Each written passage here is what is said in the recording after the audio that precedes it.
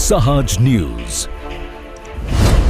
સાવરકુંડલામાં ભારે વરસાદ વચ્ચે તંત્રની તાત્કાલિક કાર્યવાહી. રિદ્ધિ સિદ્ધિનાથ મહાદેવ પુલ સુરક્ષાના કારણોસર કરવામાં આવ્યો બંધ. નમસ્કાર, સહજ ન્યૂઝ સાથે હું છું ગોપાલ ભેસાણિયા. અમરેલી જિલ્લાના સાવરકુંડલા શહેરમાં ભારે વરસાદ અને નાવલી નદીમાં સતત વધી રહેલા જળસ્તરને પગલે વહીવટી તંત્ર દ્વારા તકેદારીના ભાગરૂપે મહત્વપૂર્ણ નિર્ણય લેવામાં આવ્યો છે.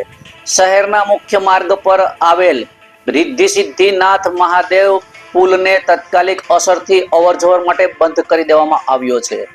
નાવલી નદીમાં પાણીનું સ્તર ભયજનક રીતે વધતા પુલની સુરક્ષાને ધ્યાનમાં રાખીને પોલીસ દ્વારા પુલના બંને છેડે બેરિકેડિંગ કરી સમગ્ર વિસ્તારને કોર્ડન કરવામાં આવ્યો છે. હાલ કોઈ પણ વાહન કે રાહદારીઓને પુલ પરથી પસાર થવા દેવામાં આવતા નથી. પરિસ્થિતિ પર સતત નજર રાખવા માટે પોલીસનો ચુસ્ત બંદોબસ્ત ગોઠવવામાં આવ્યો છે અને જિલ્લા વહીવટી તંત્ર દ્વારા લોકોને વૈકલ્પિક માર્ગનો ઉપયોગ કરવા તેમજ પુલ નજીક ભીડ એકત્ર ન કરવા અપીલ કરવામાં આવી છે.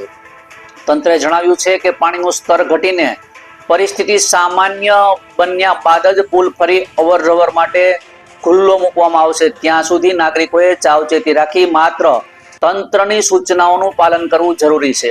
રિપોર્ટર સંજય વાઘેલા, સહજ ન્યૂઝ, સાવરકુંડલા.